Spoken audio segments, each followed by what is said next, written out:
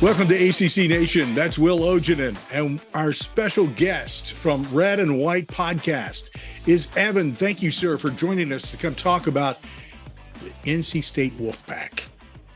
I will talk NC State anytime, anywhere. So thanks for having me on. I figured that was the case, and we're glad that you are on. Let's talk a little bit about NC State and what's going on there. I feel we've made the observation in the years past that Pitt has been that roller coaster ride in the ACC. You never knew what you were going to get from week to week. I feel this season that's what's going on with NC State. I look at the scores and the games, and it's like they're really competitive in some games, and then it's like, what happened? Who threw the switch? So tell us, from your perspective, what's going on, and point some fingers in one direction or the other to give us an idea.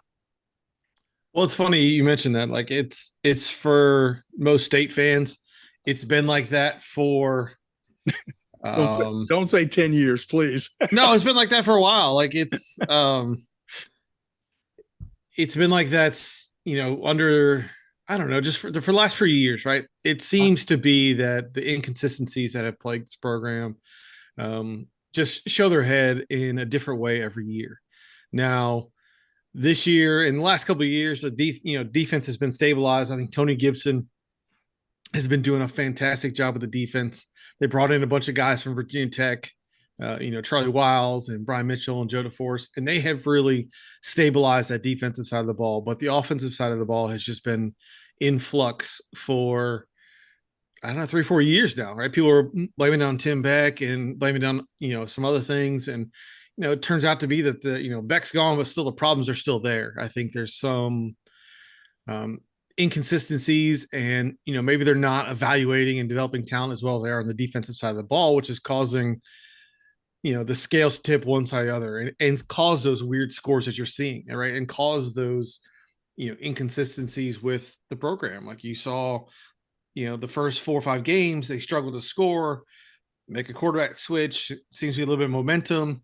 All of a sudden, the offense comes to life, but the offense is completely different. So why did they run a completely different offense for the two quarterbacks? Why didn't they simplify it for the old guy? There's a lot of question marks there in the offensive side of the ball. I'm pointing fingers. I'm pointing at the offensive side of the ball, and the head coach is part of that as well. Well, all right. So since you've taken a knife in here and started to pare away a little bit, let's continue down that road here. Those 3 seasons, I can't help but think, and this is a perspective from the outside looking in, not specifically being a Pac fan, but wanting to see you guys do well. It's frustrating to watch teams go through this process. In fact, it's maddening, and I can't even imagine what you guys are feeling. So I look at Dave Dorn, and I look, it's his 10th season, and he's got an overall record there, 72-54.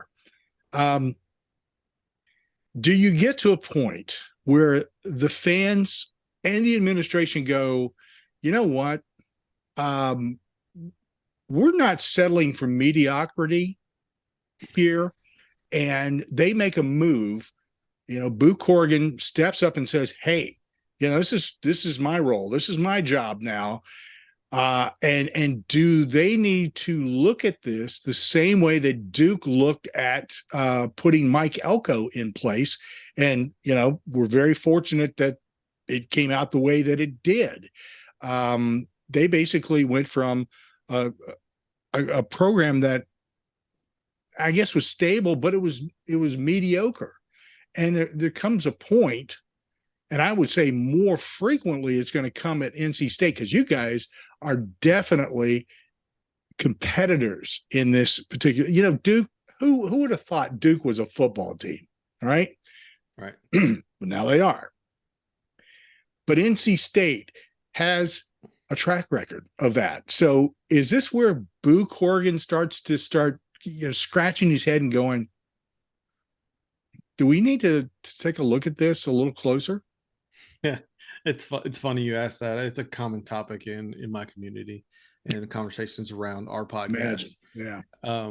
We push that hard, right? I don't want to settle for being mediocre. I know Dave has done a solid job Yeah. stabilizing the program and building a strong foundation, but he has not been able to get over the hump.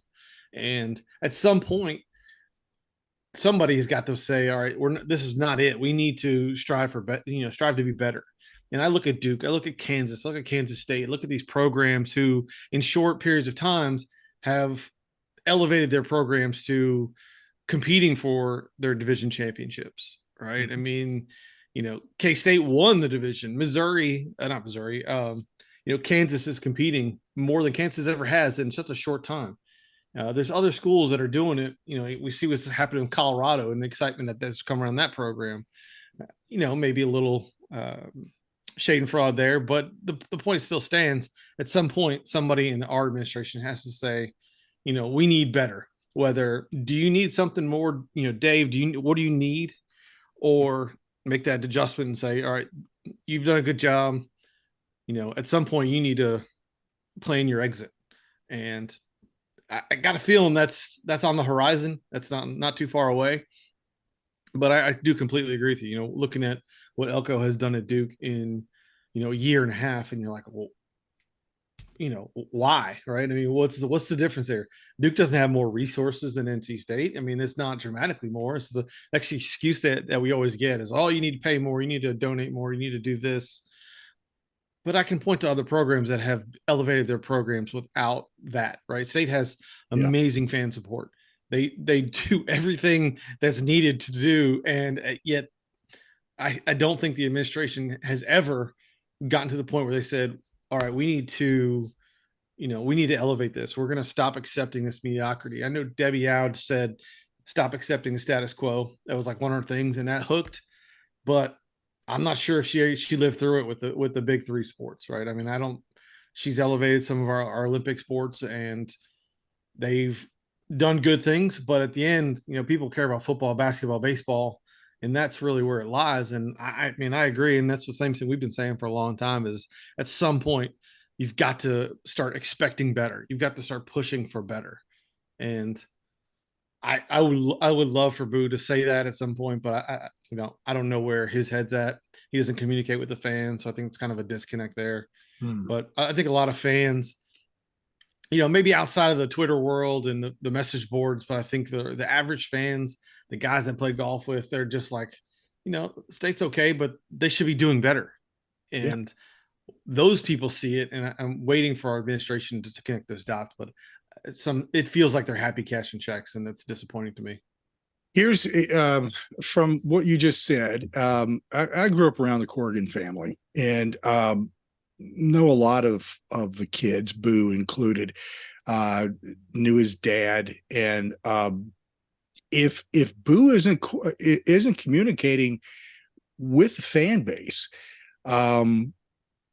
in a way that's important, he certainly didn't follow the same path as his father. His dad was really good at that, and maybe somebody needs to whisper in his ear, hey, the people that make this thing happen are your fans and your alumni, and you need to really get on the ball there. So hopefully that happens. And man, because communicating with that group is essential to success, and want to see that. So I agree with you. You're exactly right, and I think, and I'm self-aware, at least for our fan base, and we are a needy bunch, right? We are the State fans in general. They don't like outsiders, outsiders who talk bad with them. State will, you're not one of us kind of deal, right? We're always the underdog. We're always the little stepbrother to the sleeping giant down the road, and those things. And so that makes us a little bit more needy as a fan base. And Debbie Yao was good with it. She communicated with the fan base, and I get that it's not Boo's thing. That's not how he works. But at some degree, you have to have a little balance in there.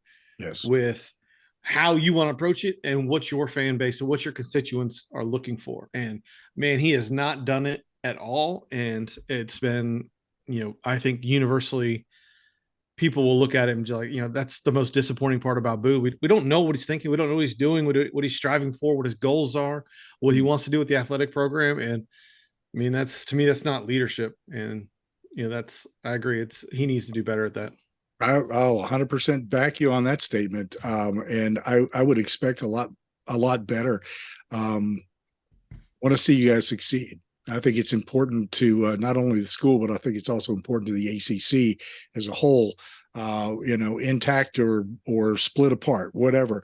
It's important that NC State is firing on all cylinders on those three major sports. They're doing great on other sports. There's no doubt about that. Wrestling and swimming, and I mean they're doing great.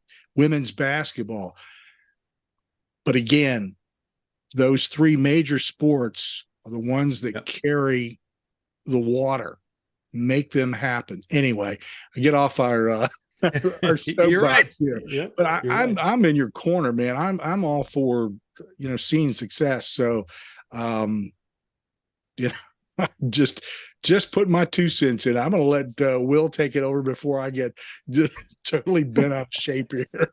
Kind of funny. It sounds like a therapy session for you, Jim. I think it is. Yes.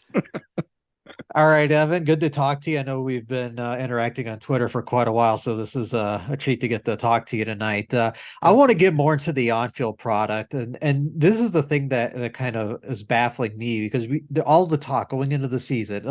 We're reuniting the 2021 Virginia offense with Robert Anae and Brennan Armstrong and Garrett Tujague, and I mean it hasn't worked out. Now, first things first, I think a lot of that has to do, well, I just don't think the offensive line has been very good. So let's start there. Why has the offensive line struggled? That's, again, identifying the talent and development of the offensive side of the ball has just been sorely disappointing from, since, Mike Yuremevich recruited a bunch of guys that Dwayne Ledford coached up. And since then, we've been through John Garrison, now Garrett Tujague, and it took Tujague's effort. He's only been here, 8 months or whatever. So most of the criticism falls on Garrison and Ledford and their lack of recruiting, lack of developing offensive linemen, because it has been a problem that has plagued us for a while now. Dave Doran always talks about being a hard-nosed team, hand in the dirt team, wants to run the ball, but yet we've never had a dominant running game. And we had two running backs make it to NFL teams, make it to NFL rosters. And then, neither one of those guys had a run over 40 yards in 4 years. Like, how hard is that to believe?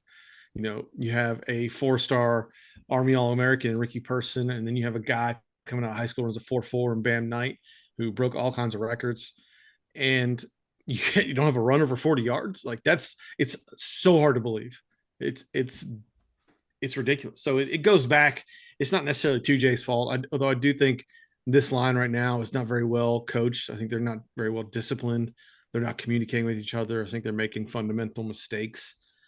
But I think it goes back farther than just this year. The development and recruiting of offensive linemen has just been not up to standards, which is completely, the opposite of the defensive side of the ball, because the defensive line has been consistently good for the last 5-6 years. And there's a disconnect there, man. It's not complimentary football, is that Dorn likes to always say, and it drives me mad. So yes, development and their coaching for the last few years. Yeah. So the obvious running back you kind of talked about him, and there's it was kind of weird, Jordan Houston leaving, deciding he wants to transfer, at the end of the season and hold his red shirt or whatever. But I know I kind of I watched back the Marshall game earlier today, and I really like what I see from this running back group. What can you tell us about as Michael Allen looks like he's going to be a big one for you guys down the road? Yeah. So part of the issue I think most State fans have is you see the better players or the more dynamic players not getting the playing time over guys who are more senior, or in Jordan Houston's case was a better pass blocker, is what they always kept saying. I agree with you. Michael Allen, I think, is a difference maker. He needed to get more of the snaps, and now he is getting more of the snaps. Kendrick Raphael, who's hurt and should be coming back, is a freshman, but he's more dynamic and more shifty than Allen is. But Allen's got straight line speed, and then they use Delbert Mims. Using Delbert Mims short yardage and straight line situations, he's been really good. When they start running him on the outside, you're like, why are you running Michael Allen, who runs 4.3 and is a a national level sprinter, right? He's unbelievably fast. Like use that guy on the outside. So usage has been part of the problem, but I really like. I'm a big Michael Allen fan. I know he's got some holes in his game, but the top end is there. The talent is there, and given enough reps, that guy is going to be a game changer. I mean, he's already got one of the longest runs, and I meant to look this up beforehand because it's something we've talked about on our pod. But he has a 37-yard run, which is the longest run from scrimmage for an NC State fan or NC State running back in the last 5 years, if I'm not mistaken. And I need to go back and double check that. And that just seems crazy to me. Crazy. Yeah, and I remember that run. Like I say, that happened in the Marshall game, and he just outran everybody because you talked about how fast he is. He just found a hole and just blew past everybody. And that's going to be a real big thing going forward. Staying on the positive side, I really like having Concepcion. I know you mentioned you posted the Pro Football Focus grades of top receivers, and he was, I think, for last weekend, he was right at the top. And I don't think anybody had him as a playmaker coming into the season. What is it about him that makes him so good? One more thing about Michael Allen. That guy is the fastest slow guy you've ever seen. He looks like he's barely moving. He's shuffling his feet, but man, he moves. He's so fast. When you watch him, it's like, that's a weird running style, but that guy can move. I had to put that in there. But Concepcion is real good. He's been the guy that every practice during the spring, every scrimmage, every one of those things, the reports that came out, it was always, man, this KC kid is real good. This KC kid's real good, and he makes things happen. And he does, and it's starting to come together for him. He had a drop in this game against Marshall, turned into a pick, but that kind of thing happens. But he's so smooth in and out of his routes. It reminds me of a young Torrey Holt. And then dating myself, I used to go back and watch Torrey Holt, and Concepcion he moves the same way in and out of routes as Torrey Holt does. Now I don't know if he's going to be as good as Torrey Holt, who should be in the NFL Hall of Fame, but he's got that makeup.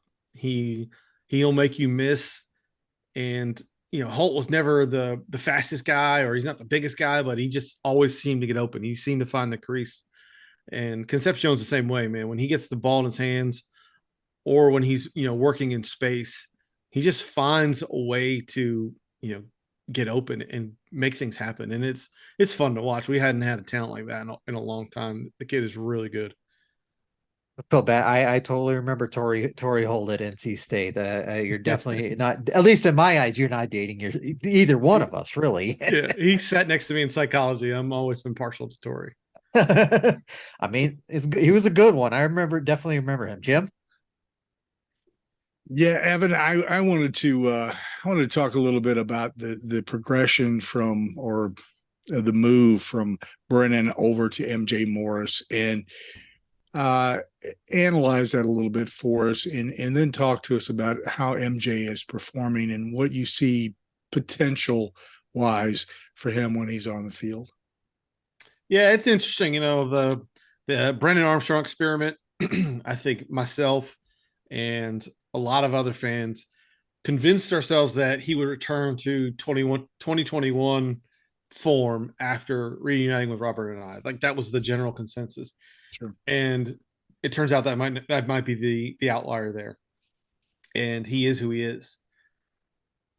I think a lot of fans saw that, and that was frustrating. And then you see them switch to MJ, and the offense has some life to it. It was a much needed move. I think the team wanted it, the fans wanted it, and MJ had a similar situation last year. He came in after Leary went down, and then Jack Chambers came in, and he wasn't very effective. And they finally brought in MJ Morris, and he brought a spark to this, and he beat a Virginia Tech team, he beat a Wake Forest team, and he looked, like he knew what he was doing it. He took some shots. He wasn't perfect, and he's still not perfect, but for a guy who's played 6 football games, the potential is there, and you can see it. Like, he's a leader. They like playing for him. He's decisive. I think the biggest problem I had with Brennan Armstrong is he wasn't decisive. He was quick to tuck it and run. And I know Dave likes that, but to me, the offense just works better when a guy like that is in control. And MJ just seems to have that it factor. he started off through the pick six. He threw an interception his first throw. 3 plays later, throws a pick six, and he's still there. He got his head up and doesn't give up. You see a lot of guys will go out there and cave, and he still had control of the offense and didn't freak out, didn't do anything stupid.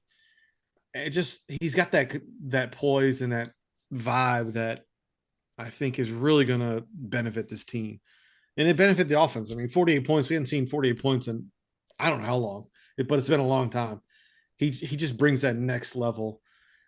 He's not as fast as Brennan. He's not a dynamic runner.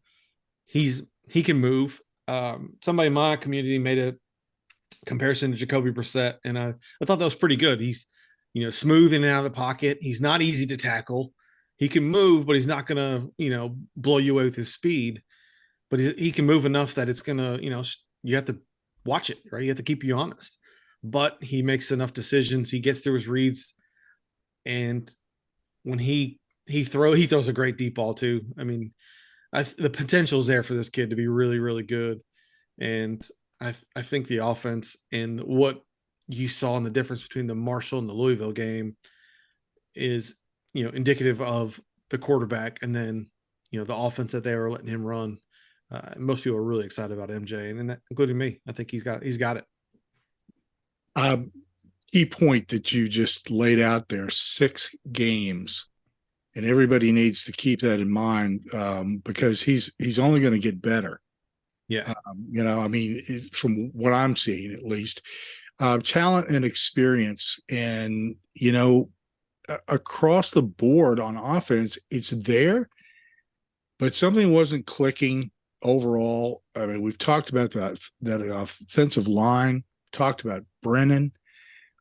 Is there anything else on the offensive side that still hasn't quite found its groove?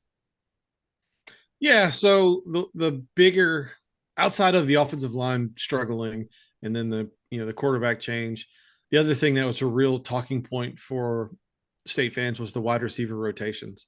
They seem to be rolling out Keon Lassane, Rosner, and I talked about earlier the propensity to play seniors over the more athletic guys.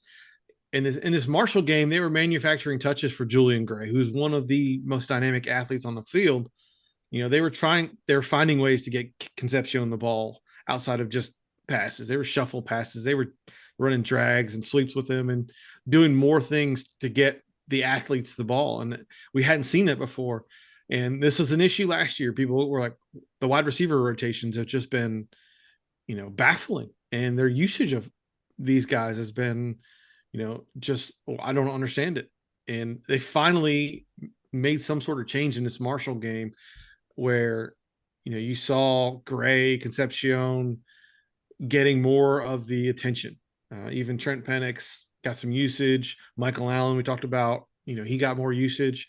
Like, they consolidated a little bit, and they were not trying to, run 12 wide receivers out there who, shouldn't be on the field, right? I mean, Keon Lassane has been, a serviceable player for us. He doesn't do a whole lot wrong, but he's not going to blow you away off the ball. He's not going to, be that guy that's going to be a game changer. And then they tried to use him on the outside, and he's 5'11", if I'm being generous, and it just seems like a strange usage for it.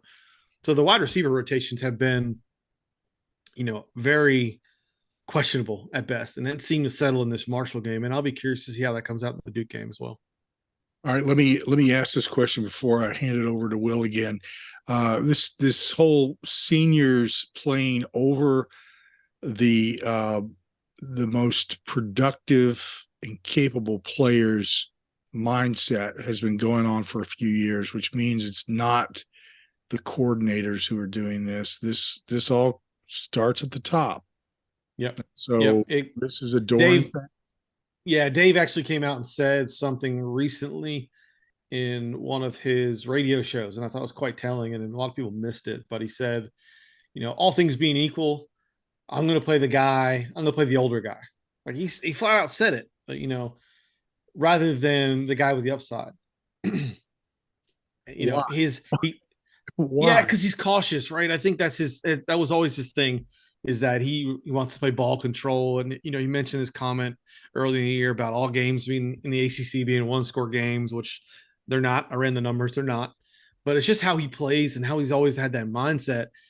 And honestly, if Brandon Armstrong doesn't turn the ball over at the end of the Louisville game, he's probably still the quarterback. And that's kind of eyebrow raising to me because, you know, you're rolling with the guy who's doesn't have the upside as the other guy for whatever reason it is. And yeah, it's a strange thing. And I think people have caught on to it, and it just doesn't make any sense to me. Yeah, doesn't make any sense at all to anybody, except for Dave, apparently. Well, let's move on. But before we go to the defense, I want to circle back to something you talked about a moment ago, and that's the receiver rotation. I know this was something that Anai did a lot at Virginia. Has this been a thing, you know, before his arrival this year? Oh yeah, last year it was a huge deal. We're wondering where, you know, the speed guys are. They kept saying, we're not, you know, we can't stretch the field. We don't have the speed, but you have guys that are running, you know, sub 4.3s on the sidelines. And you're like, put him in, just let him run deep every play. If he's open, throw it. If not, at least he's stressing the defense a little bit. You know, he's making them think about it. You know, a guy named Anthony Smith in general, who's just unbelievably fast. I believe he won the high school, the United States, I'm going to mess this up, but 100-meter hurdles or something along those lines. Like, guy's just blazing fast. He's not small, and like, put him out there and just let him run streaks, and he can't get on the field. He's only in punt coverage. And you're like, what are we doing? Like, put the fast guy out there. At least stretch him a little bit. So it's been going on for a while. Anai is still trying to find his level, I think, and find the guys who are going to make plays for him. He came out and said, this was sometime this summer, that it's going to take him time to find the guys that are going to make plays and how he's going to use them. And I wonder if they kind of figured some of that out in the first 4 or 5 games, because I'm telling you, this Marshall game was completely different in terms of snap counts and rotations and things like that. I think it's been going on before Anai, and I think his deal is different than the deal we've had for a while. Yeah, just personally, I feel like it was asking way too much to expect 2021 Virginia so fast. But I think if he's given time to find the guys and utilize what he can do, he can scheme at least with the best of them. Well, we won't get into the end game management, but that's another thing. let me get to the Marshall game actually real quick, because even though there was some. I mean, the defense wasn't great. I mean, it kind of looks bad because they gave up 41 points and 419 yards, but Marshall ran 90 plays in that game, and there was definitely some good and bad in that game. Just kind of give a defensive like overall look at that Marshall game. Well, we essentially spotted Marshall 20 points. I mean, if you look at it, the interception in the first series was right. It was in their territory. It's 30-yard line, I believe. The pick six was an absolutely lazy play. It was a bad snap. And then our wide receiver doesn't block anybody. He blocks that guy at all. Concepcion's picking up yards. And instead, the DB made a great play. I'll give him that. So you got 14 points straight out the gate right there. And I think the defense is really good. And again, it's one of those things we've been so kind of used to it. We expect it, and even Dorn, I got a feeling Dave expects the defense to be good, and he leans on them to win him games. And at one point last year, he said, we're going to need a defense to score. At halftime, he said that, and you're like, wait, what? Why? What? Why would you say that as a coach? You know, it doesn't make any sense to me. But the defense in general, and it's just been so well coached. They've been developing guys, and that's why Tony Gibson's one of the highest paid coordinators in the country. It's because he's done such a fantastic job with the defense. And I think defense, they did what they needed to do this game. We spotted them some points. So really, I think Marshall probably scored 20 points, which is a lot, right? We held Louisville to 13 points, and we was pretty consistent. Notre Dame had a hard time running on us until daggone weather delay, right? State's run defense is really good. Their front seven is really good. Secondary's taking a beating with the safety injuries and whatnot, but the DBs are good. just a well-coached defense and you can rely on them. It's going to be hard for any team. I don't care who you are to go 80 yards, sustain a drive. If you're going to beat us, you're going to beat us by scoring in big plays. I'll give Marshall credit. I really like their offense. They ran a lot of things that you would not, that you did not expect. It's a little bit of that um, Wake Forest offense, right? They weren't running mesh, so to speak, but they were running, sprint outs and sprint options, and they do a lot of plays off of that. And they were a really well coached team. The Marshall team was no joke. That offense is interesting, and it's not one you're going to see every week. Some of the conception or some of the things they did were really unique. But I think our defense is good. It's going to keep us in every game this year, and if the offense can have some level of consistent output, I feel a lot better than I did 2 weeks ago. No doubt. And obviously they got to the quarterback 6 times in that game, which kind of was underlined, but it just shows just how good this defense is. And where's Peyton Wilson going to rank in terms of best defenders in state history when he's done? Ooh, that's a really good question. He's unbelievable. He's so fun to watch. Even if you're not a state fan, watching 11 play, he's everywhere. And like he said in his press conference the other day, he's like, there's 75 plays. I want to make 75 plays. Like I want to make every play. And he really tries. He is going to rank up there. He'll be in my top 10, right? He'll be in the top 5. I think at some point his numbers, you can only imagine if he had played, these years without getting hurt. And I'm knock on wood that he makes it through this year without getting hurt, because he's such a joy to watch. I think statistically, he would be blowing away the record books if he had more healthy seasons, like full healthy seasons. But he's unbelievably good. I think he'll go down as one of the best linebackers we've ever had, and that's no hyperbole in there. You mentioned the injuries. You lost another safety for the season in that game. That's 2 now for the season. After that, I lost 1 in the Virginia game. So it feels like safety is definitely going to be a concern going forward. But what about cornerback? How's that looking? Corners are good, man. It's held down by Aiden White and Shy Battle, and those guys are really consistent. They can cover just about anybody. It's going to be the safeties that are going to be the bigger concern.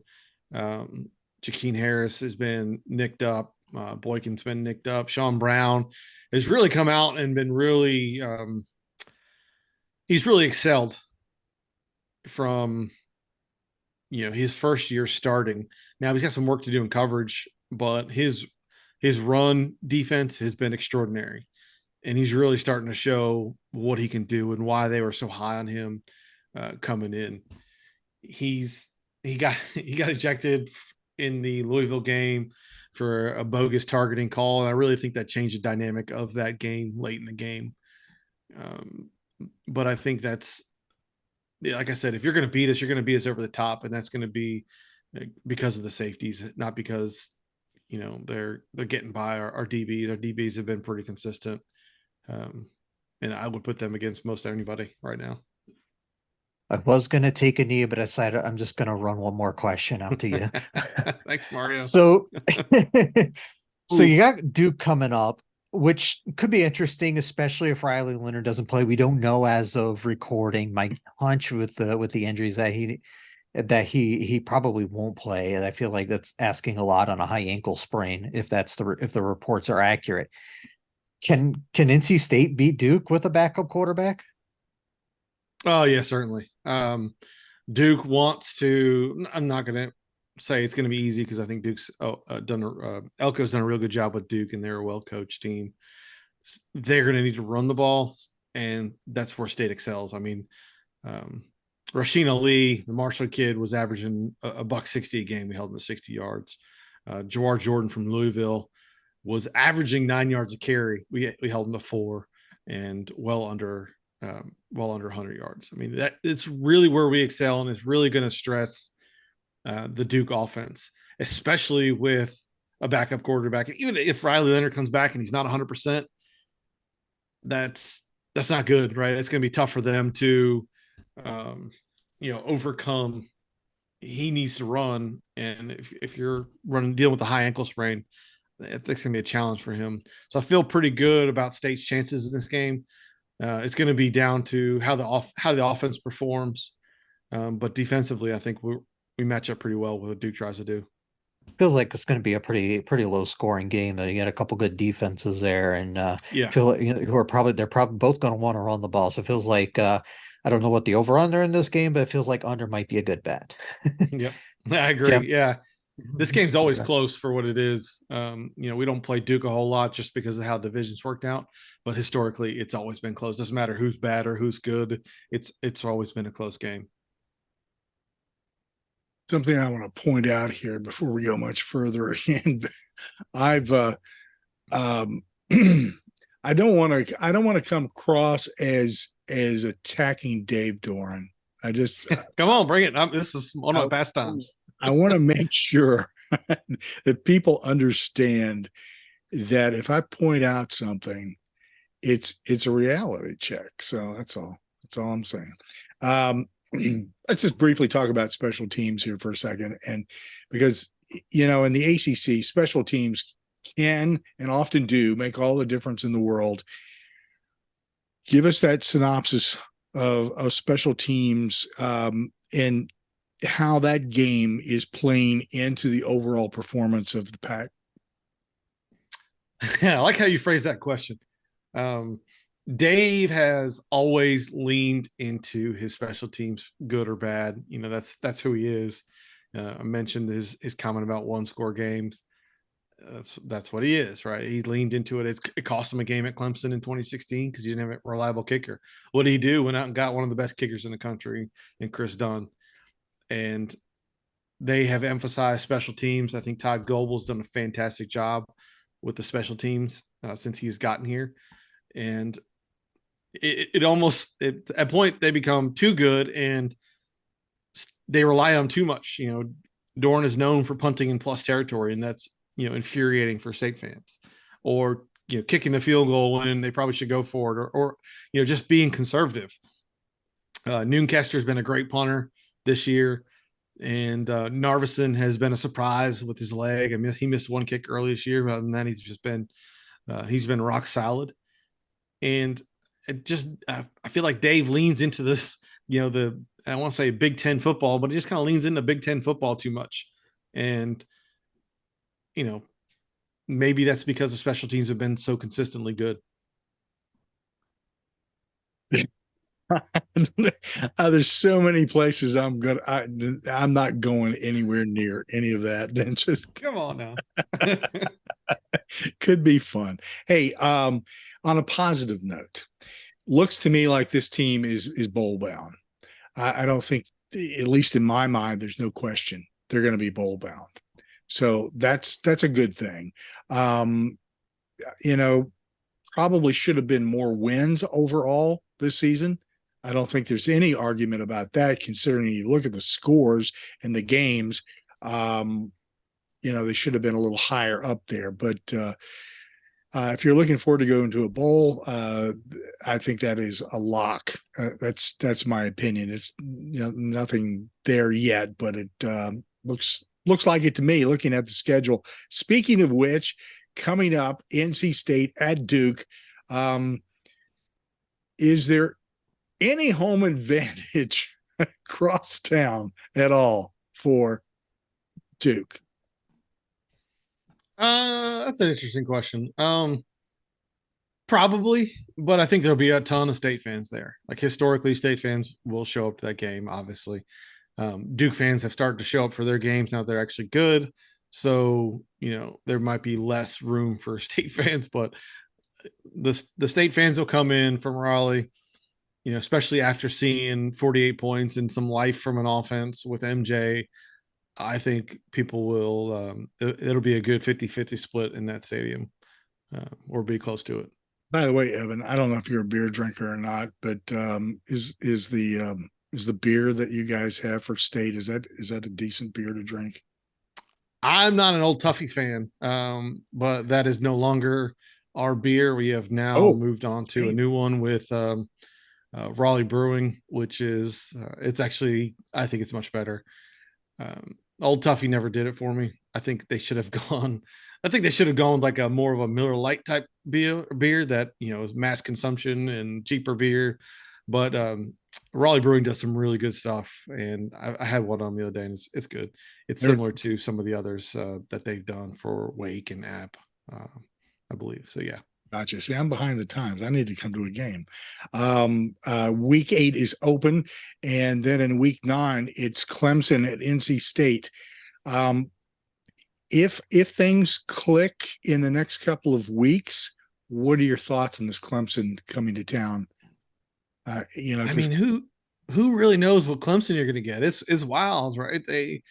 They have been all over the place, and right when they start to leave, like, all right, Clemson might be okay. They played FSU tough. Then this Wake. I don't know if you watched the Wake Clemson game, but man, that was ugly, and they looked terrible. So I don't know. I have no idea what to get or what you're going to get from them. We get them here, so that's good. But outside of that, like it's a coin flip. They're talented, right? The Clemson's loaded with talent, but what are you going to get from them each week? I don't know, man.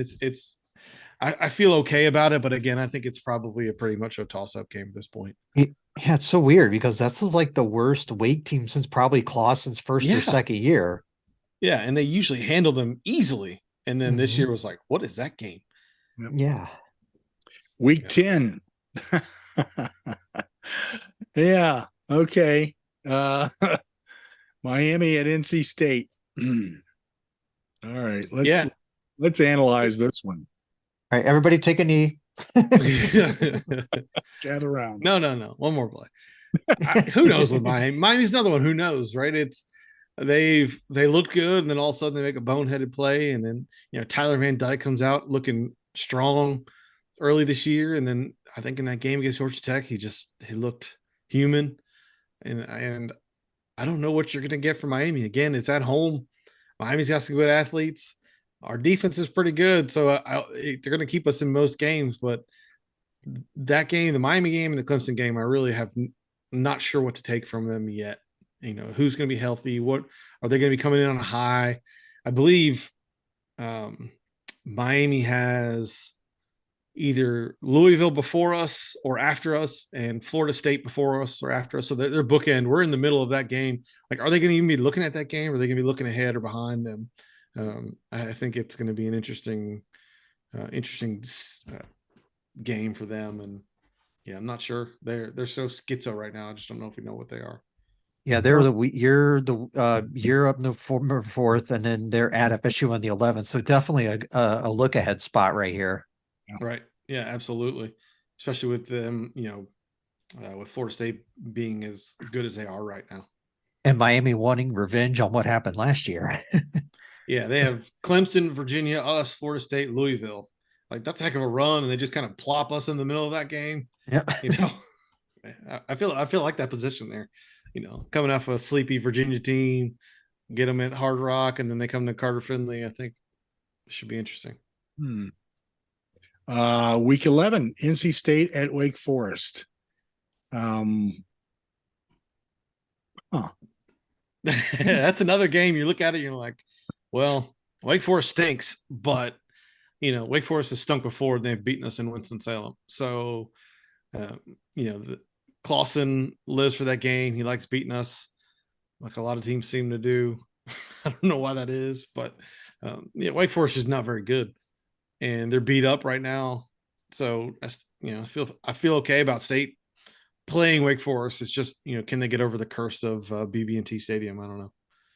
Week 12, NC State at Virginia Tech.